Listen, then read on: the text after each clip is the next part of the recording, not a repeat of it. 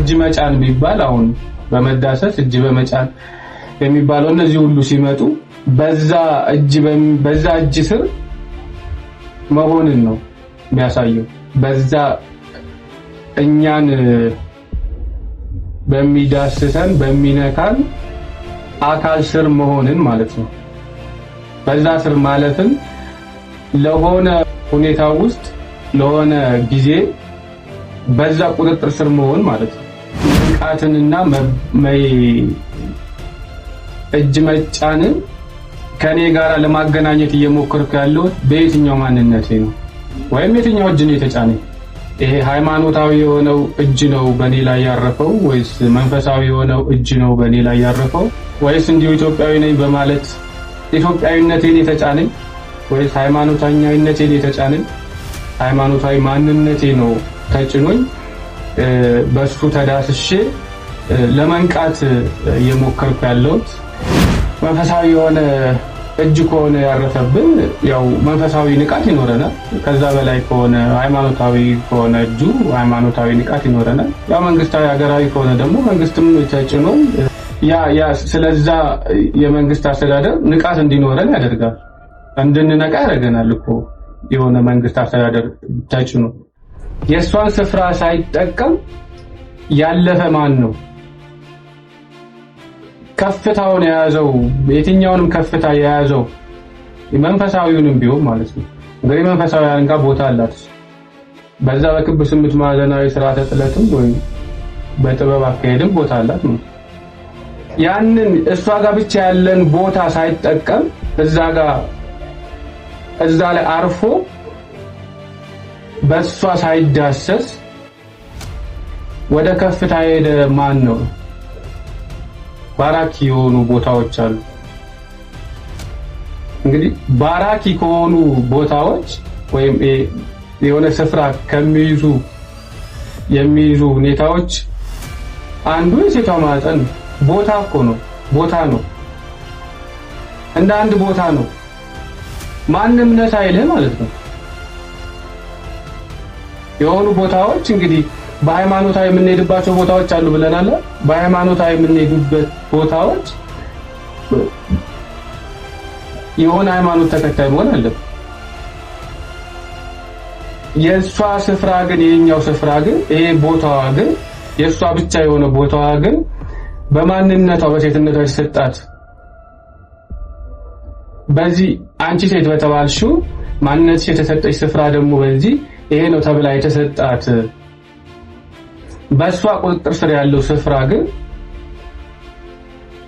ያለ ማንም ማነስ ኃይል ነው እንድንነቃ የሚያደርገን ማለት ነው። ያለ ልዩነት ነው። ግን የመነካት የሚለው ከሴቷ ጋር ይያያዛል፣ ዘር ማስቀጠል ጋር ይያያዛል። ቀድመን ብለናል አይደል? ባለፈው ባልነው ትዳር የሚባለው ተባርኳል ብንል በመባረክ ነቅቷል ብንል በዛ ከፍታ ውስጥ ለዛ መባረክ የተባረከ ነው ለማለት ለመባል ያ ትዳር በዛ ቦታ እንዲኖረው በማን ነው ወደ ላይ ከፍ ሊል የቻለው ቢባል እኮ በዛ ሴቷ ጋር ባለ ማንነት ነው። ለዚህ ነው ሴቷ በቀደመውም በዛ ነበረ ማለት ከዛ ከፍታዋ አልወደቀችም ብለን እንግዲህ በመጽሐፉ ላይ የተወሰነ ለማለት ሞክሬያለሁ። በዛ ስፍራ የተሰጠው በሴቷ ማንነት ውስጥ ስለተያዘ ነው። ሴቷ ጋር ባለው ስፍራ ማለት ነው። ዘር ማስቀጠል ማንነት ያላት ሴቷ ስለሆነች በዛ ማንነት ውስጥ ደግሞ በዛ ባላት ውስጥ ደግሞ ይሄ ትዳር የሚለው መጥቶ ከዛ ትዳር እንዲባረክ ሁሉ ትዳርን የመባረክ ውስጥ እንግዲህ በሷ ባላት ስፍራ ነው። በቃይ ነው ቢትይዘው ሁሌ አሁን ይሄንን ዝርጋታ እንደ ሐሳብ ብታይ ሐሳብ እንደ ሲግብግብ ብለህ እኮ አትበለው።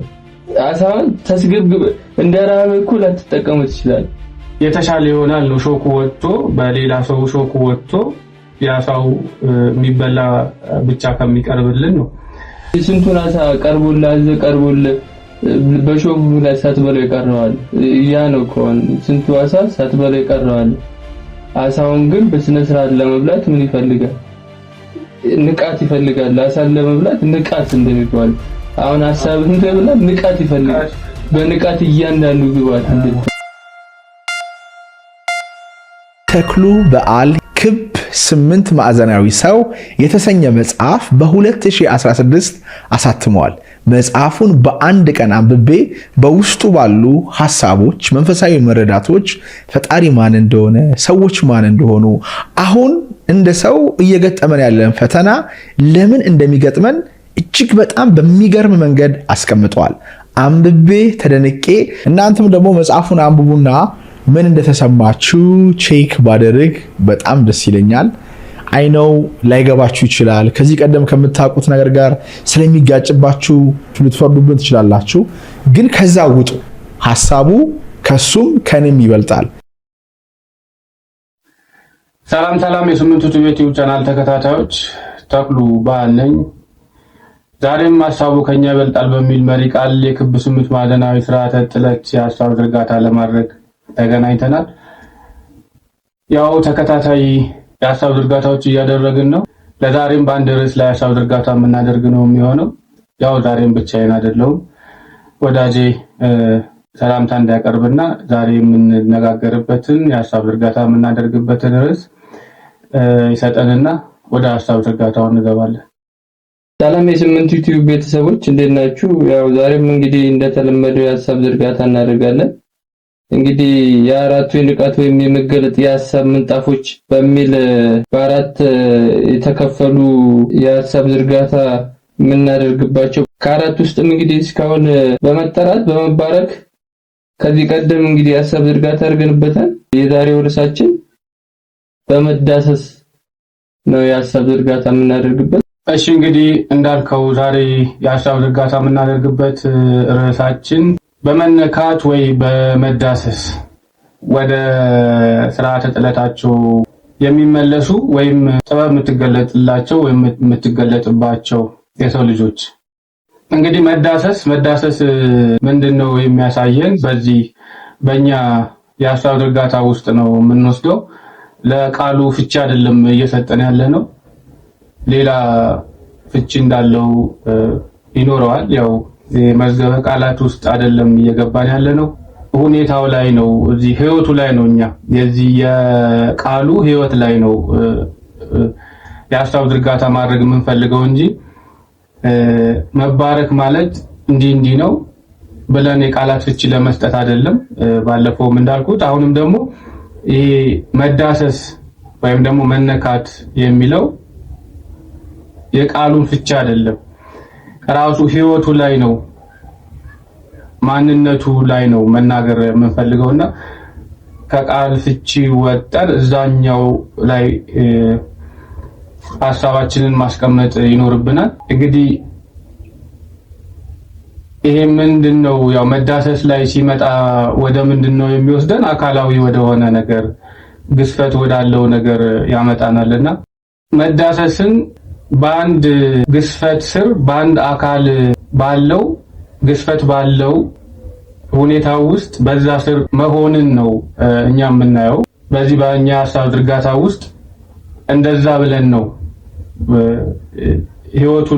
ህይወቱን የምንይዘው። መዳሰስ የሚለው በአንድ ግዝፈት ስር መሆንን የሚያሳይ ነው በእኛ ሐሳብ ውስጥ ማለት ነው። ይሄ ምን ማለት ነው? እንደ ውስብስብ ባናርገውና በቀላሉ እጅ መጫን ቢባል አሁን በመዳሰስ እጅ በመጫን የሚባለው እነዚህ ሁሉ ሲመጡ በዛ እጅ ስር መሆንን ነው የሚያሳየው። በዛ እኛን በሚዳስሰን በሚነካን አካል ስር መሆንን ማለት ነው። በዛ ስር ማለፍን ለሆነ ሁኔታ ውስጥ ለሆነ ጊዜ በዛ ቁጥጥር ስር መሆን ማለት ነው። እንግዲህ አሁን እንዲሁ እንኳን ስናየው በቁጥጥር ስር መሆን ማለት ያው በዚህ በዓለማዊ አካሄድ ብናየው ይሄ ሙርኮኛ ብንወስድ የተማረከ ሰው በጦርነት ወታደራዊ በሆነ ግጭት ውስጥ የተማረከ ሰው በዛ በማረከው እጅ ስር የሚሆንበት አለ። በነገሌ በጠላቶቻችን እጅ ስር ነው የሚባልበት እንደዚህ የሚጠቀስበት ሁኔታ አለ። ወይም ደግሞ በወዳጆቻችን እጅ ስር ነው፣ በእነሱ ቁጥጥር ነው ማለት ነው። ይሄ እንግዲህ እጅ የሚለው ብዙ ነገርን ያሳያል። ከሐሳብ ይልቅ አሁን መዳሰስ መነካት የሚለው በሐሳብ ከመሆን ይልቅ በአካል መያዝን በአካል መገኘትን የሚያመለክት ነው። ያ እንግዲህ ምንድነው የሚያሳየን ነው ይሄ መዳሰስ ወይ መነካት የሚለው ነገር በአንድ ኃይል ስር መሆንን ካመለከተን ያ ኃይል ማን ነው? ያ የሚዳስሰን ማን ነው? እንደ ባለፈው የሀሳብ ዝርጋታ ላይ ጠየቅናቸው ጥያቄዎች ነው የምንጠይቀው። ማን ነው? ከየት ነው የመጣው? ከላይ ወደታች ሲመጣ ከየት ተነስቶ ነው እኛን የመያዝ የመዳሰስ በዚህ በእጁ ስር የማድረግ ስልጣኑ ከየት ነው የተነሳው የሚለውን ነው አሁንም ድጋሚ የሚያሳየን ማለት ነው። ወይም አሁን እኔ በግሌ ለመንቃት ወይም ወደ ስርዓተ ጥለቴ ለመመለስ በማን እጅ ስር ነኝ ብዬ ነው የምጠይቀው። በማን እጅ ስር ነኝ? ማን ነው እጁን የጫነብኝ? በማን እየተዳሰስኩ ነው? ለመንቃት በማን ነው እየተዳሰስኩ ያለሁት? ወይም ለመዳሰስ በራሱ ለመዳሰስ በምኔ ነው ለመዳሰስ በዛ ለመዳሰስና ለመንቃት በየትኛው ማንነቴ ነው? በሀገር ደረጃ ወይስ ባለውበት ሃይማኖት መንቃትንና እጅ መጫንን ከኔ ጋር ለማገናኘት እየሞከርኩ ያለሁት በየትኛው ማንነቴ ነው? ወይም የትኛው እጅ ነው የተጫነኝ? ይሄ ሃይማኖታዊ የሆነው እጅ ነው በኔ ላይ ያረፈው ወይስ መንፈሳዊ የሆነው እጅ ነው በኔ ላይ ያረፈው? ወይስ እንዲሁ ኢትዮጵያዊ ነኝ በማለት ኢትዮጵያዊነቴን የተጫነኝ ወይስ ሃይማኖተኛዊነቴን የተጫነኝ? ሃይማኖታዊ ማንነቴ ነው ተጭኖኝ በሱ ተዳስሼ ለመንቃት እየሞከርኩ ያለሁት ወደ ስርዓተ ጥለቴ ለመመለስ እየሞከርኩ ያለሁት ጥረት እያደረኩ ያለሁት በየትኛው ማንነቴ ነው? እጁስ የማን ነው? ይሄ የተጫነብን እጅ የማን ነው? የማን እጅ ነው እኛ ላይ የተጫነው? መንፈሳዊ እጅ ነው? ሃይማኖታዊ እጅ ነው? የትኛው እጅ ነው እኛ ላይ ያረፈው? ሊዳስሰንስ እየሞከረ ያለው ወይስ እየተዳሰስን ያለ ነው? በየትኛው እጅ ነው? ያ ባለ እጅ ደግሞ እጁን የጫነብን ደግሞ እንዲሁ ወደ ላይ ለመመለስ አይደለኛ ወደ ከፍታ ለመውጣት አይደለ? ጥበብን ለማግኘት አይደለ? ወደ ስርዓተ ጥለታችን ለመመለስ ነው አይደለ? እንደዛ ከሆነ ይሄ የሚጭንብን እጅ በዛ ቦታ አለው ወይ? ከዛ ነው ወይ የመጣው? ከትክክለኛ ቦታው ነው ወይ የመጣው? ያ ነው ትልቁ ነገር ያ ነው። እንግዲህ ይሄ እንዳለ ሆኖ በመዳሰስ የነቁ ወይም ጥበብ የተገለጠችላቸው የሰው ልጆች ስንል እንግዲህ በሁለቱ የሀሳብ ዝርጋታዎች ላይ አሁንም ኢየሱስ ክርስቶስንና ከሞት ከተነሳ በኋላ ባለ ማንነቱ የተገለጠላቸው ሰዎች አሉ። ከዛ ውስጥ እንግዲህ በመዳሰስ ወይ በመነካት የሚለው እንግዲህ የቶማስን ታሪክ ብንወስድ መነካትና መንካት ፈልጓል። በክርስቶስ መነካት ወይም ክርስቶስን መንካት ፈልጓል፣ መዳሰስ ፈልጓል። ወይም ክርስቶስ ላይ እጁን መጫን ያንን ጥያቄ ነው የጠየቀው። መንካት አይደል ፈልጎ የነበረው? ክርስቶስን መንካት ካልነካው አልቀበልም፣ ያንን ነገር እናንተ የምትሉትን አልቀበልም ወይም አላምንም። እንግዲህ አሁን ከዛ ጋር ከየት ነው የመጣው ይሄ እጁን የጫነብን ኃይል ወይም ባለ እጁ የቱ ጋር ነው ሲባል እንግዲህ ቶማስን ብንወስደው መንካት ነው የፈለገው፣ ነክቶ ማመን ነው የፈለገው፣ ወይም ደግሞ መተማመን ነው የፈለገው። በቃ እሱ በዛኛው ደግሞ ማመንና መታመን ውስጥ ሲገባ በቀጥታ እጅ መጫን የመፈለግ ነገር ነው። ይሄ እንደው እንዴት እንድትተረጉሙታላችሁ እንዳትሉንና ያው በእኛ ሐሳብ ውስጥ እንግዲህ እንደዛ ብንወስደው ያ ስልጣን ነበረው ወይ ነው ወይስ ምን ደረጃ ነበረ እንግዲህ እጁን ለመጫን እጁን ለማሳረፍ ያ ማንነት ነበረው ወይ? እጅ መጫን የመንካት ማንነት ነበረው ወይ? እንግዲህ ያው ከነካ በኋላ ክርስቶስን ግዝፈቱን ከነካ በኋላ ያ ስልጣን እንዳልነበረው አውቆታል፣ ተገልጦለታል። ዞሮ ያንን ሂደት ነው የሄደውና ከዛ በኋላ በሌላ መስመር ነው የመጣበት። ሌላ ነገር ነው የተገለጠለት፣ ሌላ ነገር ተገልጦለት ነው እንግዲህ የተናገረው ነገር አለ። በዛ ሁኔታ ውስጥ ሆኖ የተናገረው ነገር አለ። በዛ ውስጥ ሆኖ ነው እንግዲህ ተገለጠለት፣ በመንካት ተገለጠለት። የራሱን ማንነት አወቀ፣ የነካውን አካል ማንነት አወቀ፣ ተገለጠለት። እሱን ነው የምንፈልገው። በመንካት በመዳሰስ የሚነቁ የሚለው ነው፣ እሱ ጋር ነው የምንፈልገው። በእርግጥ ብዙ ነገር መጥቀስ ይቻላል ከዚህ የተሻለ፣ ግን ስላልፈለኩት ነው። ሌላ ታሪክ መጥቀስ ስላልፈለኩ ነው። ይሄ በቂ ነው መቼስ። ይዘነው ከፍ ለማድረግ በቂ ነው፣ ዝቅም ለማድረግ በቂ ነው፣ መሀከልም ለማድረግ በቂ ነው፣ እኛ ህይወት ላይ ለማምጣትም በቂ ነው። ይሄ ያለው ነገር የምናደርገው ሐሳብ ዝርጋታ መቼስ በእኛ ህይወት ውስጥ ያለውን ነገር ነው። ያለምንም ሁኔታ በእኛ በማንነታችን ውስጥ ያለ ነገር ነው። አንዳንድ ጊዜ አንድ መጽሐፍ ታነሳና ጀምረው ስትጨርሰው የጠየቀው ጥያቄ አልተመለሰም፣ ዝም ብሎ መጽሐፍ ነው። አንዳንድ መጽሐፎች አሉ አንስተ ጠለቅ ባለ መንፈሳዊ መረዳት ውስጥ ሆነ ስታነብ የሆኑ ጥያቄዎችን ይመልሱልሃል። ለኔ ይሄ መጽሐፍ እንደዛ ነው።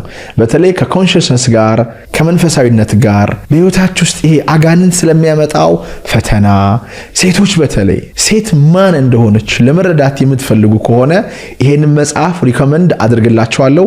በመዳሰስ ወይም እጅ ተጭኖበት እጅ አርፎበት ለመንቃት ያልሞከረ የሰው ልጅ አለ ብዬ አላስብም። በየትኛውም ሃይማኖት ስንሄድ በየትኛውም ማለት ይቻላል። ግን ይሄኛው ስልጣኑ እስከሄድ ድረስ ነው። ምንነቃውስ የሚገለጥልንስ ምንድን ነው? መንፈሳዊ የሆነ እጅ ከሆነ ያረፈብን ያው መንፈሳዊ ንቃት ይኖረናል። ከዛ በላይ ከሆነ ሃይማኖታዊ ከሆነ እጁ ሃይማኖታዊ ንቃት ይኖረናል። ያው መንግስታዊ ሀገራዊ ከሆነ ደግሞ መንግስትም ተጭኖን ያ ስለዛ የመንግስት አስተዳደር ንቃት እንዲኖረን ያደርጋል። እንድንነቃ ያደርገናል እኮ የሆነ መንግስት አስተዳደር ተጭኖ፣ ቤተሰብም ያንን ያደርጋል።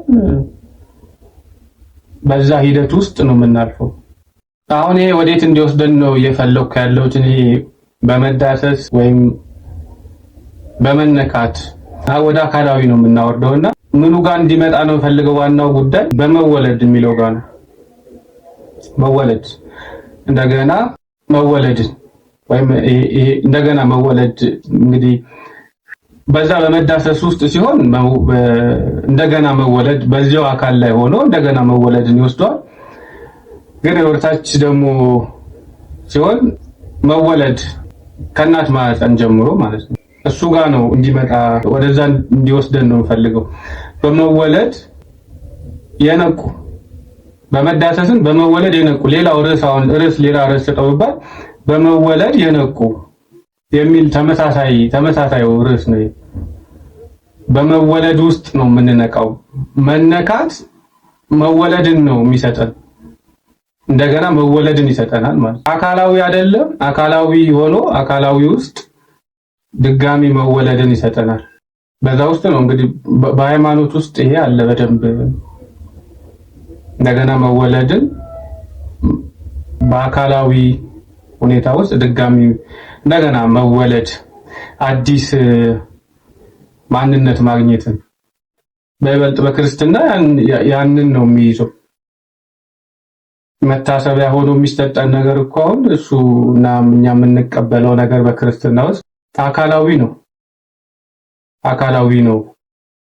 ትረዱታላችሁ ብዬ አስባለሁ። አካላዊ የሆነ ነገር ነው። ከዛ በሌላ አካል እንደገና የመወለድ ሌላ አካል የማግኘት ግን ከሃይማኖቱ ሸሸት እንበልና በሃይማኖት ውስጥ እሱን የተረዳ ያገኛችሁት እሱን ይዛችሁት እሱን ዘርጉት። በአካላዊ መወለድ ስንል ዞሮ ወዴት ነው የሚያመጣን? ወደ ሴቷ ያመጣናል። እንግዲህ ሴቷ የሚለው የሴቷ ማንነት ደጋግመን ነው እዚህ በክብ ስምንት ማዕዘናዊ ስርዓተ ጥለት ውስጥ ደጋግመን ነው የተናገርነው። ሴቷ የሚለው ሴቷ በላይ በክብ ስምንት ማዕዘናዊ ውስጥ ማንነት ያላት ነች። ሴቷ በሴትነቷ ሴት በሚለው እንደገና አሁን ወደዚህ ስናመጣው ወይም በሆነ ስፍራ ስር መሆንን ነው። መዳሰስ ስንል በሆነ ስፍራ ስር ሆነናል ማለት ነው። ቦታ አለው ማለት ነው። ቦታ የሚይዝ እጁን የሚጭንብን የአካል ቦታ ይይዛል። በሱ ስር ነን ማለት ነው። እዚህ ቦታ አለው። በዚህኛው ስርዓት ቦታ አለው። በላይኛው ስርዓት ማንነት አለው። ያ የተሟላ ማንነት ያለው ነው። እንግዲህ ያልተጓደለ ማንነት ውስጥ ስንገባ በመዳሰስ ወይም በመነካት ወይም በመያዝ ውስጥ መንቃት ካለ የተሟላ ማንነት ያላት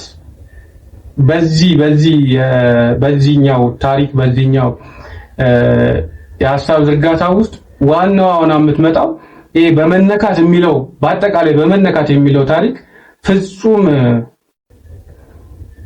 ልትነካን የምትችለው እና ልታነቃን የምትችለው የሴቷ ማንነት ነው። ከሷ በላይ የለም በሚባል ደረጃ ማለት እንዳልኩት ሴቷ በላይ ማንነት አላት። የታወቀ ቦታ የተሰጠው የተመዘገበ ማንነት አላት። ኃይል አላት፣ ስልጣን አላት ማለት ነው ሴቷ በሚለው። ከዚህ ደግሞ እዚህ ግዝፈት ባላት በዚህኛው ስርዓት ደግሞ በግዝፈታዊ ስርዓት ደግሞ በዚህ በምድር ላይ ደግሞ ቦታ አላት፣ የምትይዘው ቦታ አላት ማለት ነው። የምትይዘው ቦታ ምንድን ነው ይባል እንግዲህ ሴቷ ለምን ትላለው ወንዱስ ቢባል አሁን የሷ ብቻ ይሆናል። የሷ ብቻ የሆነው ደጋግመን እንዳለው የሷ በማህፀኗ ውስጥ ያ ቦታ አለ። በዛ ውስጥ መያዝ በዚህ ቦታ አላት። ቦታ የያዘው ምን ነው ማህፀኗ። በዛ ደግሞ ማንነት አላት። ስለዚህ በዛ ማንነቷ በዚህ ባላት ስፍራ በሱ ስር አድርጋን በመነካት ውስጥ መገለጥን ልትሰጠን የምትችለው በተሟላ ሁኔታ ሴቷ ነች። በዛ ማንነቷ አውቋት በዚህ ባላት ስፍራ ባላት ቦታ ስር ሳይሆን ባላት ቦታ በያዘችው ቦታ ስር ያ ቦታ ምንድነው ማህፀኗ በዛ ስር ሳይሆን ወደ ከፍታ የሄደ ማን ነው? የሷን ስፍራ ሳይጠቀም ያለፈ ማን ነው? ከፍታውን የያዘው የትኛውንም ከፍታ የያዘው መንፈሳዊውንም ቢሆን ማለት ነው። እንግዲህ መንፈሳዊያን ጋር ቦታ አላት። በዛ በክብ ስምንት ማዕዘናዊ ስርዓተ ጥለትም ወይ በጥበብ አካሄድም ቦታ አላት ማለት ነው። ያንን እሷ ጋር ብቻ ያለን ቦታ ሳይጠቀም እዛ ላይ አርፎ በሷ ሳይዳሰስ ወደ ከፍታ ሄደ ማን ነው? እንግዲህ ባለፈው የሐሳብ ዝርጋታችን ቦታዎች አሉ ብለናል። ባራኪ የሆኑ ቦታዎች አሉ። እንግዲህ ባራኪ ከሆኑ ቦታዎች ወይም የሆነ ስፍራ የሚይዙ ሁኔታዎች አንዱ የሴቷ ማህፀን ነው። ቦታ እኮ ነው። ቦታ ነው። እንደ አንድ ቦታ ነው። ማንም ነሳ አይልህ ማለት ነው። የሆኑ ቦታዎች እንግዲህ በሃይማኖታዊ የምንሄድባቸው ቦታዎች አሉ ብለናል። በሃይማኖታዊ የምንሄድበት ቦታዎች የሆነ ሃይማኖት ተከታይ መሆን አለበት። የሷ ስፍራ ግን የኛው ስፍራ ግን ይሄ ቦታዋ ግን የሷ ብቻ የሆነ ቦታዋ ግን በማንነቷ በሴትነቷ የተሰጣት በዚህ አንቺ ሴት በተባልሽው ማንነትሽ የተሰጠች ስፍራ ደግሞ በዚህ ይሄ ነው ተብላ የተሰጣት በሷ ቁጥጥር ስር ያለው ስፍራ ግን ያለ ማንም ማነስ ኃይል ነው እንድንነቃ የሚያደርገን ማለት ነው። ከስራ ተጥለታችን ጋር እንድንገናኝ የሚያደርገን ያለ ልዩነት ነው። መቼስ አንዲት እናት ስንት ልጆችን ነው ልትወልድ ልታፈራ የምትችለው? በሷ ውስጥ የሚያልፉ ልጆች አሉ ያለ ልዩነት ማለት ነው። አንዱ የሆነ ነገር ይሆናል፣ አንዱ ሌላ ነገር ይሆናል፣ አንዱ የሆነ ነገር ይሆናል። ግን በዛ ውስጥ ነው ያለፉት። ያ ስፍራ በሴቷ ዘንድ ያለው ስፍራ ማነህ የሚል ጥያቄ ሳያቀርብ ነው ወደ ንቃት የሚያመጣል። ምን ማለት ነው ታዲያ?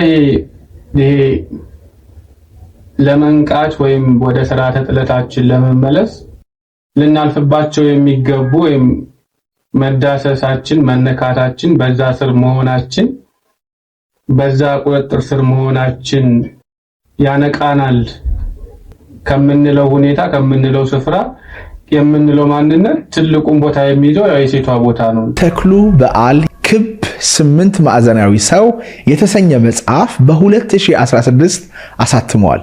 መጽሐፉን በአንድ ቀን አንብቤ በውስጡ ባሉ ሐሳቦች፣ መንፈሳዊ መረዳቶች ፈጣሪ ማን እንደሆነ፣ ሰዎች ማን እንደሆኑ፣ አሁን እንደ ሰው እየገጠመን ያለን ፈተና ለምን እንደሚገጥመን እጅግ በጣም በሚገርም መንገድ አስቀምጠዋል። አንብቤ ተደንቄ እናንተም ደግሞ መጽሐፉን አንብቡና ምን እንደተሰማችሁ ቼክ ባደርግ በጣም ደስ ይለኛል። አይነው ላይገባችሁ ይችላል። ከዚህ ቀደም ከምታውቁት ነገር ጋር ስለሚጋጭባችሁ ልትፈርዱብን ትችላላችሁ። ግን ከዛ ውጡ። ሐሳቡ ከሱም ከኔም ይበልጣል። እንግዲህ መንቃት ሲባል እንግዲህ ማንነትን ማግኘት፣ የተሟላ ማንነትን ማግኘት በሚለው ውስጥ እንኳን ቢኬደው አጠቃላይ እንግዲህ በዚህ በግንኙነት ውስጥ ሁሉ ይሄዳል። እንግዲህ ወንዱን ሲያካትት በግንኙነት ውስጥ ሁሉ የመዳሰስን ይይዛል። በመነካካት በመዳሰስ ውስጥ ተገልጦ የሚመጣ የሚነቃ ማንነት ያለው የሰው ልጅ ወደዚህ ማምጣት ወደ ግዝፈታዊው ዓለም ማምጣት በመዳሰስ ውስጥ በመነካት ውስጥ የሚሆን ይሄን ሁሉ ነው የሚይዘው። ይሄ መነካት የሚለው ይሄንን ሁሉ ነው የሚይዘው። ይሄ በመወለድ ውስጥ መወለድ በሚለው ውስጥ ማለት ነው። የመወለድን ሲል እንግዲህ የወንዱ እዚህ ጋር የወንዱ አስተዋጽኦ ያለው ባለው በመነካት ባለው ግንኙነት ውስጥ ድጋሚ ማንነትን የማምጣት ዘርን የማስቀጠል ውስጥ የሚሄድ ነው መነካት የሚለውና በዛ ውስጥ ደግሞ በዛ ዘር በሚቀጥለው የዘር አካሄድ ውስጥ ወደ መንቃት፣ ወደ መገለጥ፣ ወደ ማንነት፣ ወደ መመለስ የሚሄድን ነው አካል ወደ ግዝፈት የሚያመጣው ማለት። ያ ስፍራ ደግሞ የሴቷ ጋር ያለው ስፍራ ደግሞ አስፈላጊ ሆነ።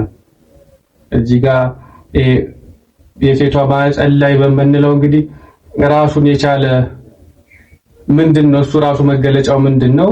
ወንዱ ታዲያ ምንድነው? እዛ ላይ ያለው ሁኔታ ያለው ስልጣን ያለው ከላይ የስልጣን ስንል ከላይ ያለው ስልጣን በተፈጥሮ የተሰጠው ከተፈጥሮ ጋር ባለው በማንነቱ በመኖር በመግባባትና በሐሳብ በዛ ውስጥ ያለው እዛ ሴቷ ጋር ባለው ስፍራ ያሳረፈውን ያስቀመጠው ነገር ምንድነው የሚለውን ነገር እሱ ለብቻ የምናየው ነው የሚሆነው። ግን የመነካት የሚለው ከሴቷ ጋር ይያያዛል፣ ዘር ማስቀጠል ጋር ይያያዛል።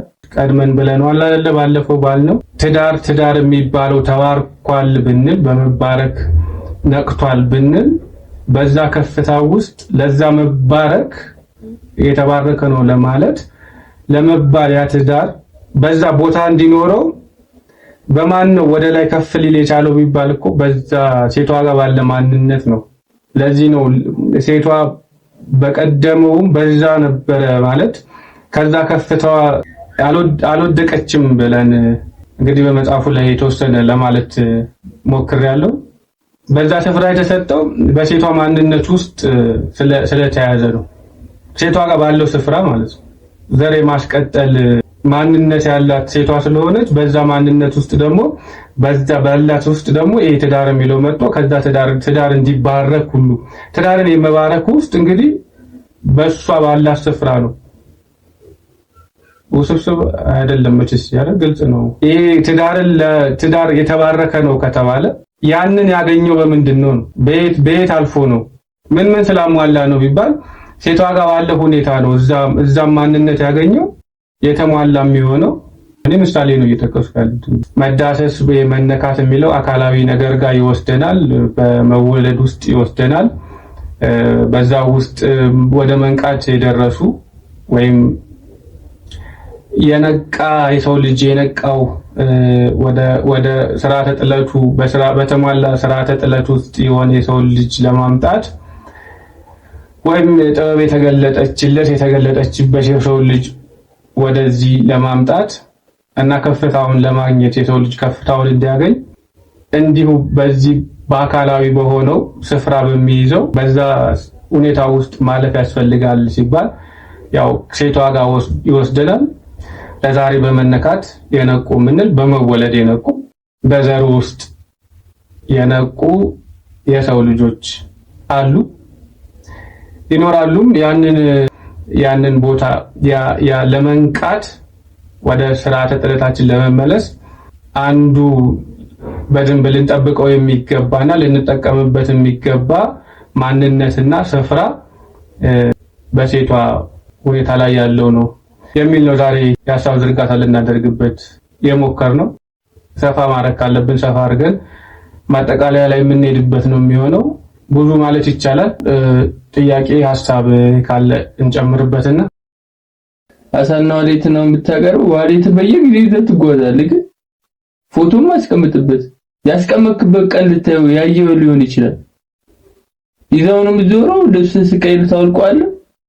የምትጠቀምበትን ጊዜ አታውቀው። አጠገብ ቅርብ የሆነውን ነገር ራሱ አታስተውለው። አሁን አሳን ምንድነው የምታደርገው? ለመብላት እኮ አትስገበገብ። አሳን መብላት በብላት የሚለው ራሱ ምንድነው? አሁን እዚህ ሐሳብ ውስጥ ምን ይመጣል? ብልሃት ከሌለ አሁን እዚህ የሰጠኝ ስሜት እየተስገበገብ ከበላ ሾክ ይወጋል። አሳንም ስትበላው ሴንስ እንድታረግ ቀርቦላል። ስሜቱን ሴንስ እንድታረገው ያሳውን አሁን ለምሳሌ እንዳይወጋ ጥንቃቄ እንድታረግ። ግን ከተጠነቀቅ የሾኩን መርጠህ ግባቱን ትጠቀምበታል። ሾኩን ላለ እንዳይወጋ ብለኩ የተውኩ ያሳ ስጋ ይኖራል። አሁንም እዚህ ዝርጋታ ውስጥ ምንድነው እነዚህ ሰዎች የሐሳብ ዝርጋታ የሚያዩ ቤተሰብ እቺን አሳ ለመብላት ሙሉ ለመጠቀም ሳትስገበገብ በዚህ ነው በሂደቱ ከሄድክ ታገኘዋለህ። ግን ቅርብ ነው እንደዋሌት እንደውም ሴቶቹ ይችላል ቦርሳ ሲቀይሩ ምን እንደያዙ ምናምን ሊያውቁት ይችላል። እኛ ግን ዋሌትን ይዘህ ትነሳለህ። የሆነ ሰዓት መታወቂያ ሲጠይቅ ወይ መንጃ ፈቃድ ሲጠይቅ አውጥተህ ተሰጥ ዋሌት ውስጥ ያለውን ግን ልታያችሁ የማታይበት አለ ብለህ የመጀመሪያ ቀን ያስቀመጥኩ የተሰጠንም ግብአት ይሄ በቃ አይምሮህን አሁን አይምሮ ውስጥም የተከተተብህ ነገር እንደ ዋሌት ብታረግ በቃ ተቀምጧል። አትቀይረውም። አንድ ገዝተሃል አለን ግን እስከዛሬ አልተጠቀምንበትም። ይሄው እንኖራለን። በቃ ነው ቢትይዘው ሁሌ አሁን ይሄንን ዝርጋታ እንደ አሳ ብታየው አሳው እንደ ሲግብግብ ብለህ እኮ አትበለው። አሳው ተስግብግብ እንደ ራብ እኮ ላትጠቀመው ትችላለህ። ግን አሁን ምን ይቀርብላል? በአሳው ውስጥ እሾሁን አውጥቶ በልቶ ቁጭ ያርግላል፣ ቶሎ እንድታረጋው ያርግላል። ይሄንን አሳ ግን እንደዚህ ከነንቱን ይምጣልኝና ምርጫ ሰው አቅርቦለታል እኮ አሁን በልቶ እንደዋሌት ያደርግልባል። በልቶ ልክ እንደዋሌት አሾካለ የለውም አሳሾካለው ሁላ ብትባል የለውም ልትል ትችላለህ። ለልጆቻችን አሁን አሳሾካለው ብትላቸው የለውም ሊሉ ይችላሉ። አውጥተህ ስለምትሰጥ ይሄንን አይነት ግን አሳው ሙሉ የተሟላ ማንነቱን ለማወግን እና አሳ እንዴት እንደሚበላ ልምዱ እንዲኖረን ሙሉ አሳ ከነሾኩ ቀርቦልን እኛም አሳ የመብላት ብልሃቱንም ተለማምደን የተሻለ ይሆናል ነው። ሾኩ ወጥቶ በሌላ ሰው ሾኩ ወጥቶ ያሳው የሚበላ ብቻ ከሚቀርብልን ነው።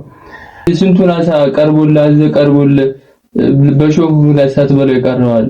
ያ ነው እኮ ስንቱ አሳ ሳትበለው ይቀርዋል። አሳውን ግን በስነ ስርዓት ለመብላት ምን ይፈልጋል? ንቃት ይፈልጋል። አሳን ለመብላት ንቃት እንደሚባል አሁን ሐሳብ እንደምላ ንቃት ይፈልጋል። በንቃት እያንዳንዱ ግባት አንዳንድ ጊዜ አንድ መጽሐፍ ታነሳና ጀምረው ስትጨርሰው የጠየቀው ጥያቄ አልተመለሰም። ዝም ብሎ መጽሐፍ ነው። አንዳንድ መጽሐፎች አሉ አንስተ ጠለቅ ባለ መንፈሳዊ መረዳት ውስጥ ሆነ ስታነብ የሆኑ ጥያቄዎችን ይመልሱልሃል። ለኔ ይሄ መጽሐፍ እንደዛ ነው። በተለይ ከኮንሽስነስ ጋር ከመንፈሳዊነት ጋር በህይወታችሁ ውስጥ ይሄ አጋንንት ስለሚያመጣው ፈተና ሴቶች በተለይ ሴት ማን እንደሆነች ለመረዳት የምትፈልጉ ከሆነ ይሄንን መጽሐፍ ሪኮመንድ አድርግላችኋለሁ። እንግዲህ ዛሬ የሐሳብ ዝርጋታ ያደረግንበት ይሄንን ይመስላል። ብዙ ነገር የሚያስብል ነው። ብዙ ነገሮችን የሚነካ ነው። ስለተከታተላችሁ ስለምትከታተሉን ሐሳባችሁንም ስለምትገልጹልን ከልብ ነው የምናመሰግነው። በደህና ቆዩ።